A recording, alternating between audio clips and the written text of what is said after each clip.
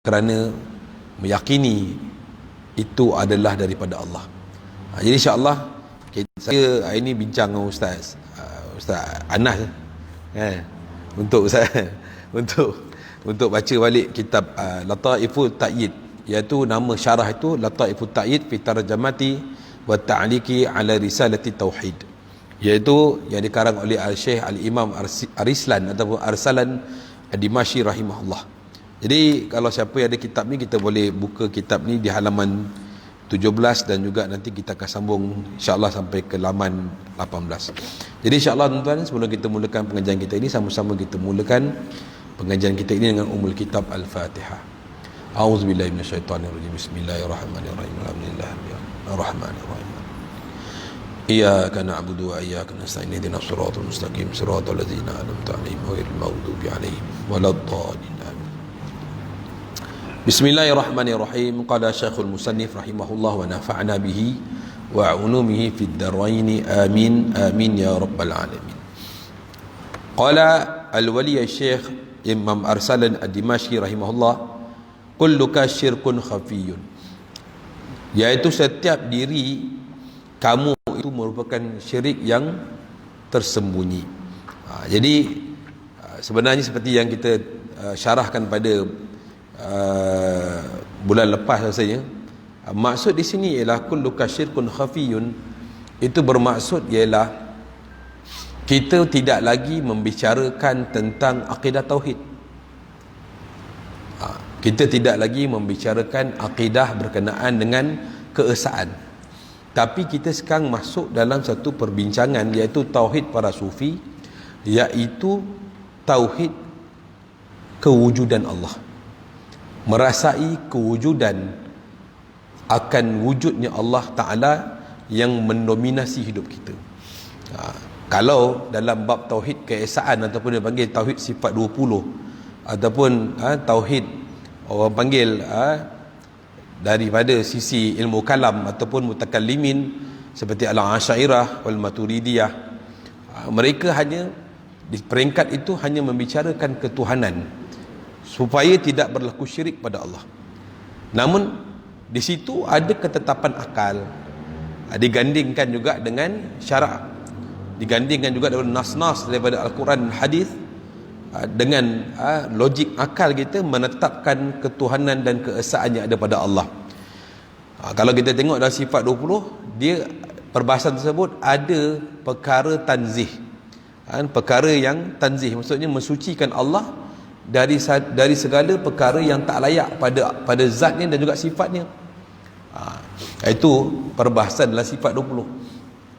Namun dia tidak terhad kepada dalil Al-Quran dan syarak, tetapi dia lebih meluas kepada dalil akal. Dalil akal. Sebab akal itu yang akan menetapkan ketuhanan pada Allah.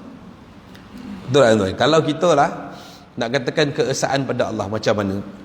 Kalau kita bawa bas ataupun bawa kapal lah, tuan-tuan boleh bayangkan tak? Kalau hari ni dia kata, ya insya-Allah tuan, kapal yang kita akan melayar ni akan dikemudi oleh 2 orang nakhoda. Saya lah orang pertama turun, tuan-tuan. Betul tak? Naik kapal ada 2 kapten. Tonggang terbalik kapal tu. Seorang ke sini, seorang ke sana. Kalau kita bawa kereta, ada 2 pemandu. Poning tak tuan-tuan? Poning. Akan menyebabkan aksiden, menyebabkan kemalangan. Jadi bagaimana dengan akal yang betul, akal yang waras, dengan nas-nas Al-Quran dan juga hadis-hadis, dan maksudnya kemampuan akliyah tadi itu menetapkan keesaan pada Allah, dan akhirnya dengan adanya 3 rangkuman tersebut, maka akan membentukkan jazam pada hati kita, jazam pada fikiran kita, bahawa kalaulah ada orang datang pada kita pun yang mengaku dirinya Tuhan, kita boleh menolaknya dengan hujah akal. Itu daripada sisi pengajian sifat 20. Lebih pada akal. Nanti orang tanya, Ustaz, kenapa? Kerana Islam ni kalau ada akal, kenapa kita tak ambil nas Al-Quran itu terus direct mentah-mentah jadikan dia dalil? Kan Kena faham juga akal ini diturunkan untuk orang siapa? Untuk orang gila ke untuk orang berakal? Orang Cina datang pada kita, dia kata pada kita, you punya Tuhan nama macam lah, dia kata. Kita boleh kata, awak pergi ambil Quran, buka surat sekian-sekian, tengok itulah dalil Al-Quran. Orang bercakap, lu gila, saya mana boleh baca Quran. Betul tak?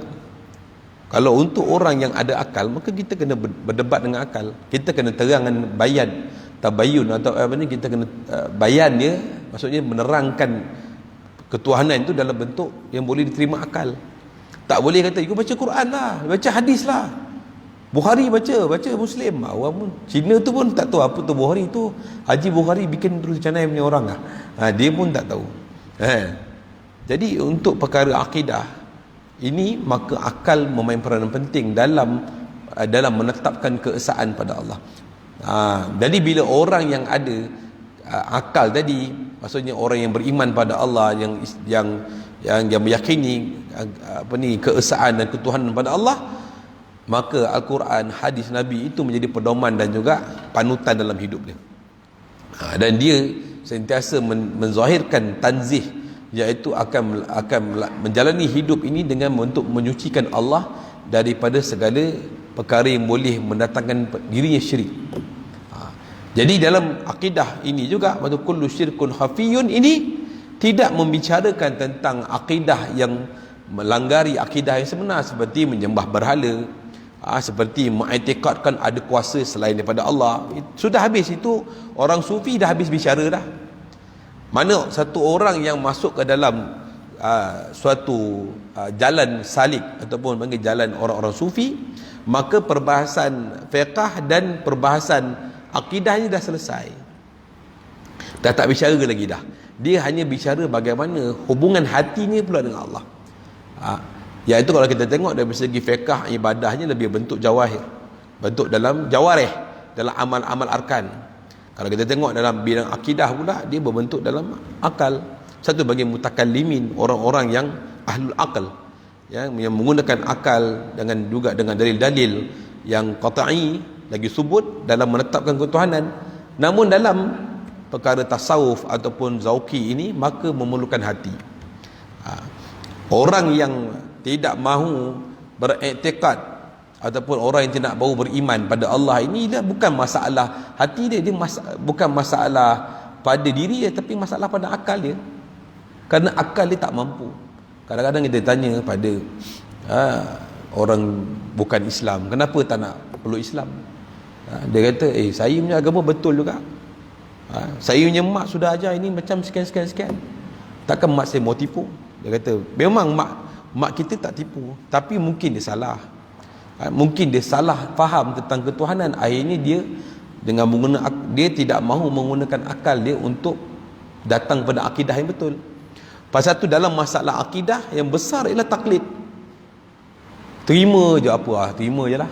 Kalau orang bukan Islam, dia terima je apa yang dibawa oleh orang-orang mak ayah dia dulu, nenek moyang dia cerita, itu dia terima. Begitu juga dalam masalah orang Islam. Orang Islam pun masalah yang besar ialah apabila dia taklid.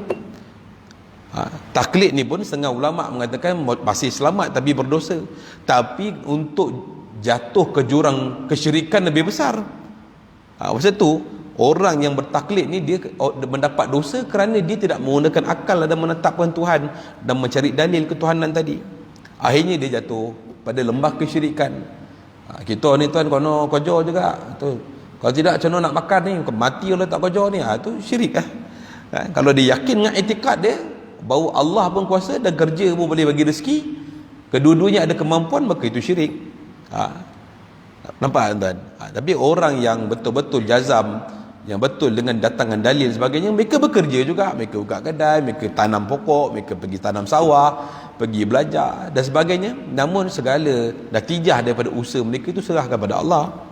Allah yang memberi rezeki. Kalau saya kerja, rezeki Allah yang bagi rezeki dan kerja tidak ada kaitan. Jika Allah nak bagi rezeki tanpa kerja pun Allah bagi rezeki. Kalau Allah nak bagi rezeki, tak nak bagi rezeki, kerja macam mana pun tetap Allah tak bagi rezeki. Itu i'tiqad kepada orang yang menggunakan akidah yang betul. Jadi akidah ini, akidah sifat 20 yang kita belajar daripada Ustaz Luna saksofon kita itu membicarakan tentang pegangan akidah. Bagaimana kita nak menggunakan akal kita, bagaimana kita nak berinteraksi dengan dalil-dalil Al-Quran dan hadis untuk menjadikan sebagai satu pegangan dalam hidup kita, bahawa pada kalimah la ilaha illallah itu dengan segala sifat istighna dan iftikar itu dipegang dengan betul. Itu. Dan tauhid sufi dia membicarakan hati pula. Bagaimana hati memandang Allah? Tadi akal pada menetapkan, sekarang hati pula nak memandang Allah. Kalau hati, kalau bagi orang sufi seperti Al-Imam Ahmad Zarruq rahimahullah, Allah itu lebih jelas dilihat. Maksudnya lebih jelas dilihat kewujudannya. Bukan maksud lihat pada mata, Allah ada. Sebab mata kita takkan mampu untuk melihat Allah Ta'ala. Matahari cahaya terik pun tak mampu nak tengok. Ini kan Allah yang lebih indah, lebih sempurna zatnya. Jadi hati memandang pada Allah. Kalau kita hati memandang pada Allah ni, kalau kita kata hati itu memandang Allah di hadapan Allah, maka itu tidak menatijahkan posisi lagi. Sebab hati ni tidak ada posisi. Pandangan mata kita mungkin ada posisi di depan, di belakang dan sebagainya. Tapi bila hati itu memandang pada Allah, maka dipanggil situ tauhid syuhudi. Orang yang mendapat syuhud pada Allah, mendapat penyaksian yang benar akan kewujudan Allah Subhanahu wa taala. Hati ni hanya memandang Allah Subhanahu wa taala. Masalahnya sekarang pula saya, kita semua, mungkin tuan-tuan taklah, saya lah, punya hati tapi membelakangi pandangan hati kita untuk tidak memandang Allah. Memalingkan hati kita memandang masih wallah. Itu masih wallah ila nafsu lah. Iaitu apa-apa perkara yang boleh menyukakan kita, yang boleh menyebabkan kita rasa terpersona, maka kita akan cenderung, hati kita akan mudah nak buat amal soleh. Buat amal soleh, tapi dia buat tadi bukan kerana Allah, tapi kerana suka dipanggil pak lebay, kerana suka dipanggil orang soleh. Memandang hawa nafsu itu, memandang pada dirinya ujub, memandang dirinya itu ada ananiah. Aku ni. Satu, kulluka syirkun khafiyun. Setiap kamu itu ada ananya. Ada akunya. Aku yang ada dalam diri itu yang kena buang. Dalam tasawuf itulah tujuannya. Tasawuf ini ialah untuk membuang keakuan. Membuang keakuan. Kadang-kadang kita pun fikir bangun solat, tidur ni, aku nak solat ni, aku nak sedekah ni, masih dia memandang aku. Dia tidak memandang apa yang Allah nak pada aku. Apa yang Allah nak sekarang, apa yang Allah nak waktu zuhur ni, apa yang Allah nak aku buat dengan duit ini. Dia tidak, dia hanya memandang aku. Kalau dia nak buat, dia buat. Dia tak nak buat, dia tinggalkan. Masih dia buat dengan diri dia. Maka itulah, kalau di segi perbahasan sufi itu dia panggil apa, syirik khafi. Kulluka syirkun khafiyun. Dia bukan lagi syirik jali lah. Dia tak cerita pasal sembah topekong, sembah selain pada Allah, tapi sembah melihat sisi Tuhan dalam dirinya, menyebabkan dia di situ tak boleh nak pergi lagi dah, kerana ada batasan ana itu ana khairu minhu, itulah yang telah keluarkan iblis daripada syurga. Aku lebih baik daripada dia, padahal Allah yang menjadikan dia baik. Dia lupa Allah yang memberikan dia kemampuan untuk beramal soleh, melakukan taat, tapi dia nampak diri dia lebih baik. Dia tidak nampak Allah yang memberi dia kebaikan. Akhirnya dia meninggalkan Allah dengan mengatakan diri dia baik. Itu perkataan yang Allah paling benci dan menyebabkan dia keluar daripada kenikmatan. Begitu juga dengan kita. Orang yang ada masalah ini bukan orang yang di luar, bukan orang di luar masjid, tapi orang dalam masjid. Ada perasaan itu terkadang. Kita rasa kita dah solat, kita rasa aku dah solat, alhamdulillah. Kita rasa dah solat tu alhamdulillah, bukan masa solat tu rasa alhamdulillah. Kan? Kerana apa? Bila kita dah solat tu alhamdulillah, kerana dah lepas beban. Dah rasa alhamdulillah aku dah solat lah. Alhamdulillah. Dan kadang-kadang tertinggal solat pun tak rasa apa, rasa tak apalah, qada jelah, kan? Dia tak rasa itu satu kesetiaan pada Allah. Dia masih rasa aku boleh solat, aku boleh qada. Ini masalah aku yang dalam dirinya. Akhirnya dia bukan menyembah Allah dengan sebenarnya, tapi dia hanya melaksanakan ketaatan itu kerana dirinya sendiri. Ada orang dia melakukan ibadah, alhamdulillah, beribadah dia tadi itu kerana nak melepaskan diri daripada azab, masih ada diri dia lagi. Ada orang, kenapa Ustaz tak sembahyang? Sembahyang ni dosa Ustaz, soal neraka. Masa dia buat tadi itu dengan dirinya juga, kerana nak ada diri dia, nak selamatkan diri daripada azab. Ataupun dia buat kerana satu amalan, dia buat, ya Allah, dia buat amalan tadi tu kerana nakkan mendapat sesuatu yang manfaat untuk diri dia. Ya, kalau tak sembahyang macam mana dapat syurga? Masih dia ada diri dia, masih ada diri dia. Pasal tu kalau kita tengok para sahabat ridwanullah ajma'in, ada yang asyarah mubasyarah. Asyarah mubasyarah ini 10 orang yang telah diberikan berita gembira syurga. Tapi bagaimana solat mereka? Kalau kita lah, tuan ni tak payah sembahyang ni dah, tuan dah solat dah syurga dah. Ya Allah, senang lah. Yang perempuan pun buka tudung dapat syurga. Kan? Itu bagi putus asa. Orang putus asa dengan Allah, kerana dia buat amal ibadah tadi bukan kerana Allah, dia nak dapatkan syurga tadi. Tapi para sahabat yang walaupun dah diberi berita gembira tentang syurga, masih ibadah dengan Allah. Bukan ibadah yang biasa-biasa, tuan, ibadah yang luar biasa. Ibadah yang hebat-hebat. Puasanya, mereka lebih suka menahan dahaga di waktu panas terik dan mendirikan solat beribadah di malam waktu yang sejuk. Mereka suka. Seperti mana kita suka minum air sejuk di waktu musim panas, begitulah mereka lebih lagi. Sehingga kan bukan setakat itu, mereka bukan setakat buat pengorbanan yang lebih besar daripada itu, iaitu mengorbankan harta dan masanya, tapi harta nyawa pun diberi untuk Allah. Ini orang yang dijamin syurga. Kalau kita tengok nisbah ibadah dari itu, nisbah ibadah apa? Nak kata syurga dah dapat, nak lepas neraka dah dapat, tapi masih beribadah kerana ada hubungan kesetiaan dia dengan Allah. Hubungan setia itu lebih besar. Kesetiaan dalam ibadah itu lebih besar, kerana dia buat tadi itu bukan kerana diri dia, kerana dia merasakan wajib untuk melaksanakan perintah itu. Walaupun kalau dia berita dia ahli neraka pun mereka akan tetap ibadah, kerana dia memandang itu hak Allah yang perlu ditaati. Kisah satu orang Bani Israel, Bani Israel dengan ibadah dia ratusan tahun, menyebabkan malaikat pun rasa pegun dengan dia. Jadi malaikat pun kata, wahai Allah, jadikanlah dia ni jiran aku kan, jadilah orang ni jiran aku di syurga. Allah kata tidak, dia ni bukan jiran kau, dia ni ahli neraka. Dia ni ahli neraka. Jadi adakah orang yang begini hebat ibadah ni boleh jadi ahli neraka? Maka malaikat minta izin pada Allah, wahai Allah, izinkan aku jumpa orang ini untuk khabarkan berita ini. Maka Allah kata, kamu akan lihat dia adalah hamba aku. Maka dia pun pergi jumpa orang tadi dan beritahu, tuan dah ibadat ratusan tahun, tapi malangnya tuan berada di dalam neraka, tuan ni masuk neraka.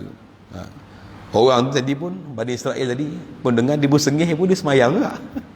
Dia semayang, dia pun buat ibadat lagi. Malaikat pun heran. Kata tuan dia, kata kenapa walaupun dia beri berita macam itu pun tuan masih lagi ibadat?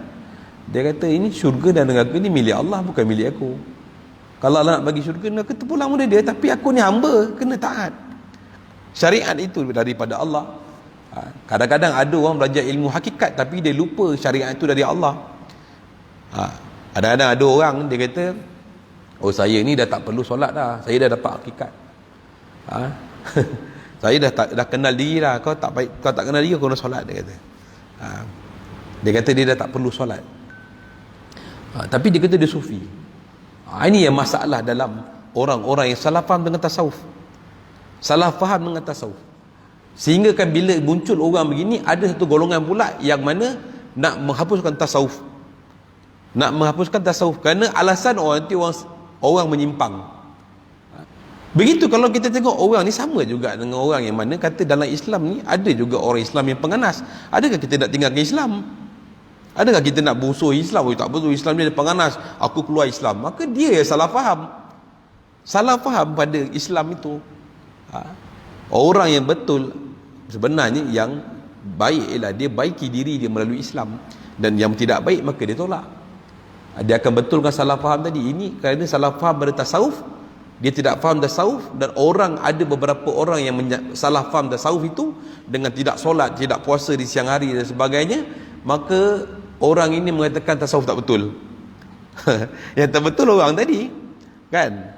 Hari ni kalau kita tengok kat sekolah kan, pergi sekolah yang ada masalah, 1-2 orang pelajar terlibat dengan disiplin ataupun terlibat dengan pembunuhan, adakah kita nak katakan seluruh sekolah tu tak betul? Oh, jangan sekolah tu tak betul. Kenapa pula? Semalam ada kes 10 pelajar tu bunuh orang tu. So, sekolah tu tak betul lah. Bukan sekolah tu tak betul, orang tu yang tak betul. Dia yang salah faham tentang sekolah. Sekolah tu bukan tempat nak bunuh orang, sekolah tu tempat nak belajar. Jadi dia salah faham, dia bunuh orang. Begitu dalam tasawuf, bukan masalah. Dia bukan lagi salah faham. Orang yang salah faham tu yang patut dibetulkan, bukan tasawuf tu dibetulkan. Tasawuf tu berapa ramai orang dah berjaya tak nak fikir pula. Berapa ramai orang dah sampai pada Allah, berapa ramai orang dah telah wasil pada Allah, itu tidak dia mikir, tapi sibuk dengan 1-2 orang yang salah faham tentang tasawuf. Jadi begitu, orang yang tasawuf ini ataupun belajar orang sufi ini tidak lagi berada dalam kepompong dirinya. Dia hanya berada dalam satu perkara yang lebih luas, iaitu keluar daripada dirinya sempit kepada keluasan ketuhanan. Ini kita rasa sempit pasal kita melihat diri kita. Wah, susahlah aku ni, macam mana selesai, aku ni tak selesai-selesai. Kalau kita ibadah pun nak cepat-cepat, kerana kita ada tugas dunia lebih penting daripada akhirat. Solat, kadang-kadang kita buat solat awal waktu, ya. Kadang-kadang kita solat awal waktu jadi kerana nak menyempurnakan dunia yang lebih pada tu. Solat dulu lah, kata kan nak buat kerja hari banyak kan, solat lah lambat, payah kan, kata. Akhirnya dia solat, dia betul, tapi dia solat tadi kerana nak melaksanakan dunia yang lebih pada itu. Dan kita rasa syukur. Kadang-kadang ada syekh kami kata, orang kita bagi dia 300 pagi 300 petang zikir, 300 pagi dan 300 petang. Masa dia menghitung bila masa nak habis zikir ni. Seronok dah habis zikir lah, seronok.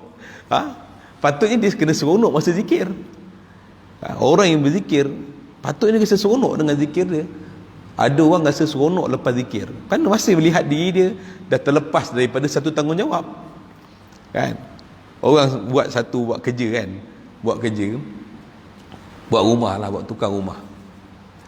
Saya bagi awak tempoh 14 hari buat rumah, maka dia pun akan buat sungguh-sungguh. Maka lepas buat, lega. Dah 14 hari siap. Itulah orang yang mana dia ada muamalah dengan Allah. Dia sedang seronok, lepas saya kerja dia seronok. Seronok. Dah seronok apa, dah lepas beban. Tidak. Kan nak buat 3 pagi 3 petang, bila lagi? Maka dia rasa seronok dengan apa? Dengan selesainya ibadah. Tapi dia tak nak rasa seronok masa dengan ibadah. Macam kita solat, kita rasa lepas solat, alhamdulillah, lega dah lepas solat. Patutnya kita merasa lega dan rasa gembira dalam solat, dan rasa rehat. Ini kita rasa rehat lepas solat, rehat.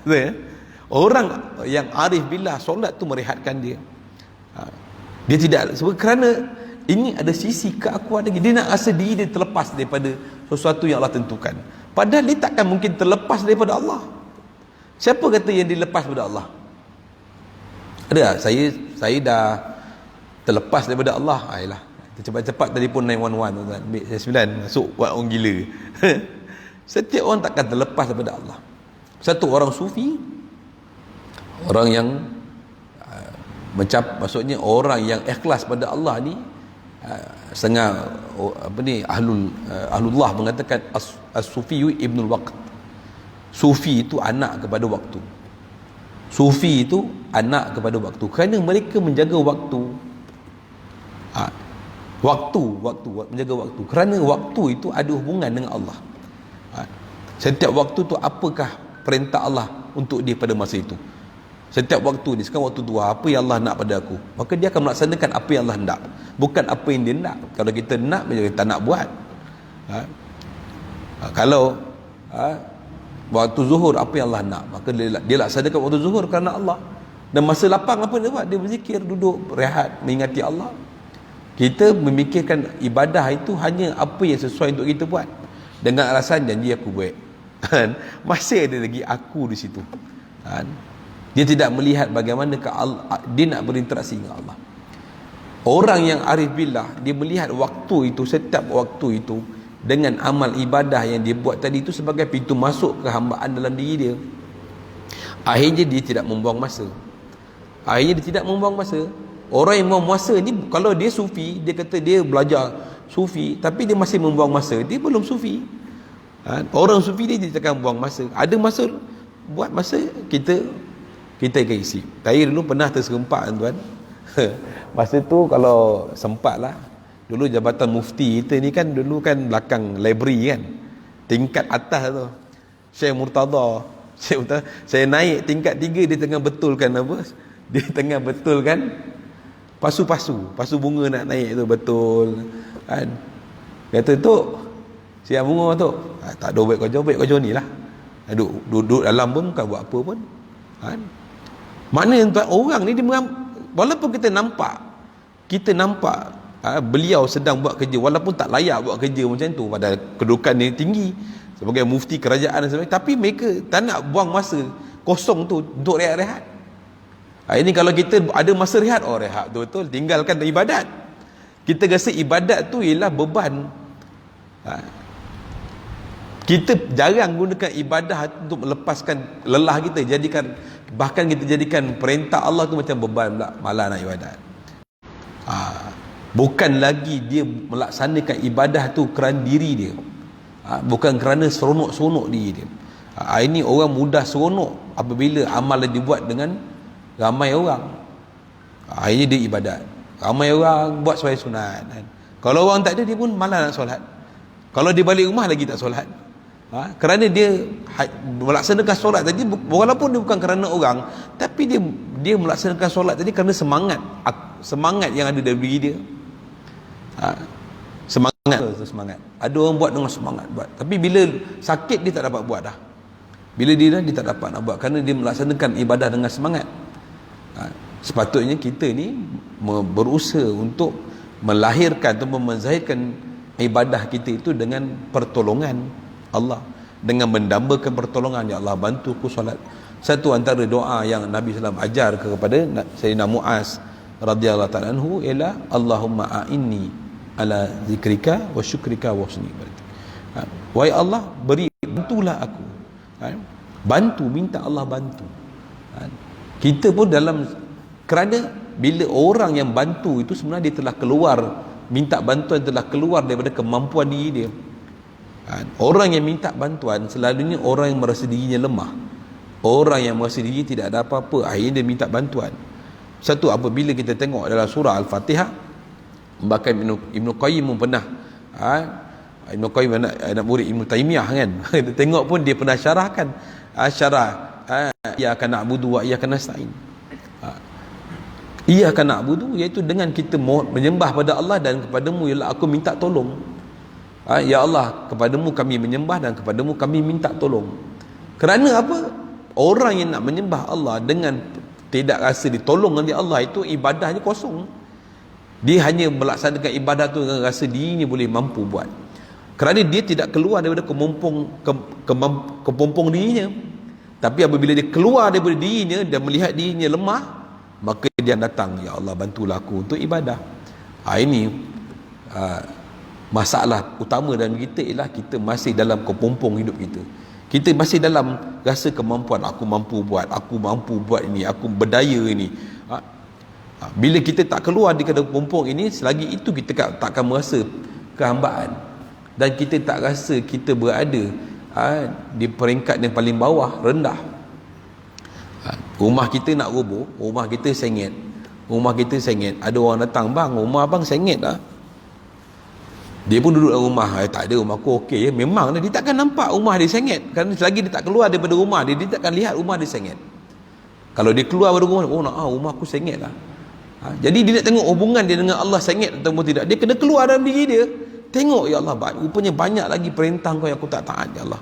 Sebab kita rasa kita akan buat apa amal yang kita suka, dan kita meninggalkan apa amal yang kita tak suka. Kita akan buat amal yang kita seronok yang dibuat, supaya ini aku buat ni supaya aku, contoh kita baca surah Al-Waqi'ah, baca surah Al-Waqi'ah setiap malam, supaya apa? Aku tak ada miskin lah. Sebab Nabi kata siapa baca surah Al-Waqi'ah setiap malam, dia tidak akan miskin. Maka dia buat kerana rasa takut dengan kemiskinan, padahal dia tahu Allah tu Maha Kaya. Dia buat. Dia masih buat, walaupun hadis Nabi itu betul. Kefahaman yang betul ialah bukan kaya, bukan kemiskinan dalam bentuk maknawi, dalam bentuk yang real, tak makan, duduk bawah kolong, merempat, bukan.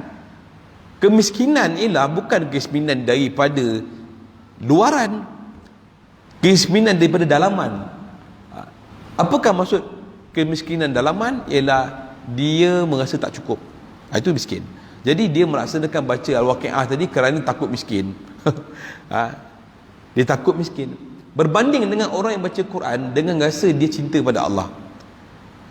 Wadah yang sama je, benda yang sama, itu baca Quran, tapi satu baca Quran dengan baca Quran untuk elak kemiskinan, satu lagi baca Quran dengan kerinduan dan kecintaan. Itu pun dah beza. Itu pun dah beza. Sama kan tuan? Sama tak? Tak sama. Tak sama. Ada orang pergi masuk universiti supaya besok dia kerja senang. Besok dia masuk kerja senang. Ada orang masuk universiti sebab dia nak belajar. Beza tak? Beza. Ada orang masuk pondok, ada orang maksudnya ada orang belajar. Maksudnya pelajaran jadi dua maksud. Satu, pelajaran tadi itu kerana dia nak dapat habuan dunia, untuk dapat anugerah-anugerah sekian. Tapi ada orang nak belajar kerana memang dia nak belajar, kerana dia nak tahu, dia nak belajar ilmu supaya dia tidak berada dalam kejahilan. Itu beza. Jadi orang yang mana keluar daripada diri dia, baru dia nampak diri dia itu siapa. Bagaimana nak keluarkan diri kita daripada itu? Maka kena palingkan diri kita itu daripada segala sesuatu. Itu mana hatilah. Kita bukan keluar daripada diri kita, okey tunggu sekejap abang keluar sekejap, tak boleh. Makna kena keluar hati kita dari dua perkara, dalam dua bentuk. Satu di tarbiyah dan juga di tazkiyah. Qad aflaha man zakkaha wa qad khaba man dassaha. Berjayalah orang yang membersihkan hatinya, membersihkan dirinya daripada segala syirik. Bukan segala syirik yang jali, tapi syirik pada khafi lagi. Namun untuk keluarkan itu, dia tak boleh duduk seorang pergi, tidak. Bagaimana kita ada punya penyakit yang bentuk penyakit kita, penyakit jasmani yang perlu datang pada doktor untuk merawat, begitu juga rohani kita perlu datang pada doktor yang ataupun syekh yang boleh merawat hati kita untuk ditarbiyah, ditazkiyah. Kadang-kadang kami duduk dengan guru kami, duduk relax-relax sekejap, tolong alihkan ni apa, kereta saya kejap. Padahal dia pun boleh je keluar kita, tapi sebab kita duduk relax, tak ada buat apa, maka dia sibuk orang kita supaya apa, rasa ditarbiyah, rasa syekh aku ni apa salah dia, pasal dia boleh je alihkan kereta tu sendiri. Tapi dia tak gemar kita tengok duduk senang-senang borak-borak, gelak-gelak. Buat kerja sikit supaya apa, besok untuk hubungan dengan Allah kita pun sibuk.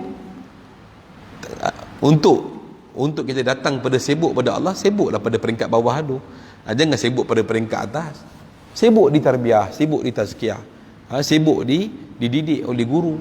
Daripada peringkat yang sikit-sikit, akhirnya kita akan sibuk dengan bentuk tarbiyah yang lebih besar, iaitu meninggalkan apa yang tidak disukai oleh Allah, sibuk mencari apa yang Allah nak daripada kita. Satu dalam tasawuf itu ialah guru kami Syekh Rahimuddin Bantani kata, tasawuf itu bukan buat baik, tasawuf itu meninggalkan kebaikan. Tasawuf itu meninggalkan kebaikan tetapi membuat lebih baik. Buat yang terbaik, sebab yang terbaik itu tak terbatas. Kalau kita buat yang baik saja mungkin terbatas, sebab kita boleh maintain apa yang amal kita buat. Ini semayang, aku dah jaga 5 waktu ya solat, maka dia akan jaga maintain 5 waktu, mengekalkan kesolehan. Tapi itulah tahap dia.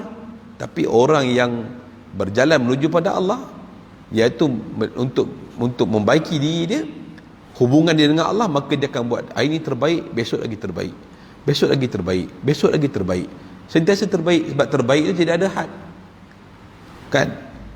Terbaik itu tidak ada had, dia akan naik. Satu, kerana iman pun akan naik. Kalau kita tengok keimanan para rasul dan anbiya alaihi salatu wasalam, iman dia tak pernah turun. Iman mereka naik. Kerana mereka memandang hubungan Allah itu dengan terbaik, membuat amal yang terbaik, buat amal yang terbaik. Dan Allah akan suka apabila orang itu datang pada amal yang terbaik. Kan? Allazi khalaqal mauta wal hayata liyabluwakum ayyukum ahsanu amala.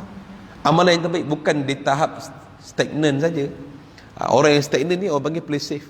Janji aku buat, janji aku buat. Nanti Allah tak tanya, ada orang tak buat. Kita pula soalkan orang. Kenapa soalkan diri dia? Kenapa kau tak buat yang terbaik? Kenapa kau asyik tunjuk orang buat?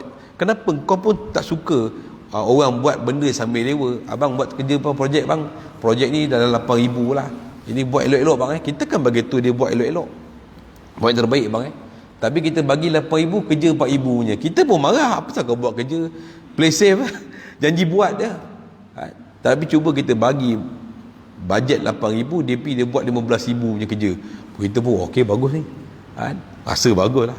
Walaupun Allah tak pernah ambil manfaat pada kita begitu, tetapi kita kena rasa manfaat daripada rasa bermanfaat dengan melakukan terbaik pada Allah SWT.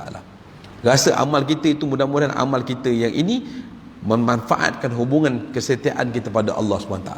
Orang yang melakukan terbaik, dia bukan lagi bicara tentang syurga dan neraka, tapi bagaimana hubungan dia dengan Allah. Faham tak? Kalau kita lah buat sesuatu orang dengan kekasih kita, selalu kalau orang bercinta saja tahu makna terbaik ni, dia akan tahu maksud terbaik, maka dia akan buat yang terbaik untuk mendapat hati kekasihnya. Jadi itu bukan masalah dapat atau tidak, dia akan buat untuk dapatkan dia kekasih tadi. Jadi orang yang mana buat terbaik itu bukan lagi berkenaan dengan nak dapat syurga ataupun hindar dari neraka, tapi dia nak baiki hubungan dia dengan Allah. Maka apabila dia membaiki hubungan dia dengan Allah, maka untuk datang pada Allah, dia tidak boleh datang dengan bentuk ketuanan, dia kena datang dalam bentuk kehambaan. Baru dia boleh baiki hubungan dia dengan Allah. Kalau tidak, dia tidak akan perasan diri dia hamba, ataupun dia tidak akan perasan diri dia hamba, tapi dia akan merasa dirinya itu hanya beribadah, hanya menghambakan diri pada Allah bila dia perlu saja. Bila dia rasa susah, bila dia rasa memerlukan, baru dia akan ibadah dengan sebetul-betulnya. Tapi bila di luar masalah kesusahan dan juga di luar masalah keperluan, maka dia akan ibadat macam biasa je. Solat, janji aku buat. Tapi bila susah, ya Allah tolong aku, ya Allah, dia akan rasa tawajuh. Jadi orang yang rasa perlu pada Allah tak sama dengan orang beribadah untuk baiki hubungan dengan Allah, maka dia akan buat lagi baik dalam bentuk kehambaan. Dengan bentuk kehambaan itu dia akan buat amal yang terbaik. Nanti kalau ada masa kita sambung balik, fakullama akhlasta yukshafu laka annahu huwa la anta fanastaghfiru minka. Setiap kamu ikhlas, iaitu ikhlas ni masuk kosong.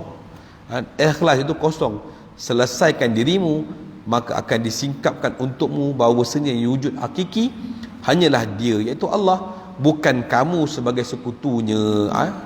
Sebab kalau kita tak keluar daripada pintu kehambaan, kita akan lihat kita ni sebagai sekutu dengan Allah. Pengarah dengan pengarah tahu jawatan sama kan.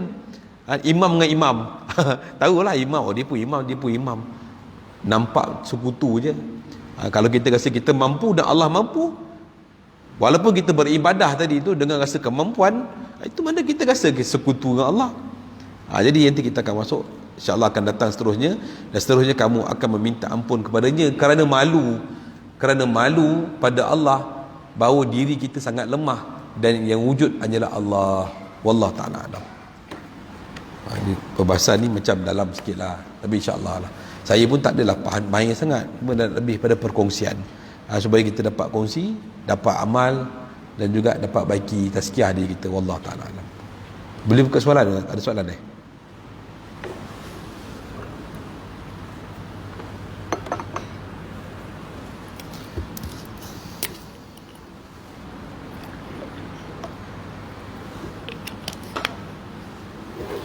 Bismillah.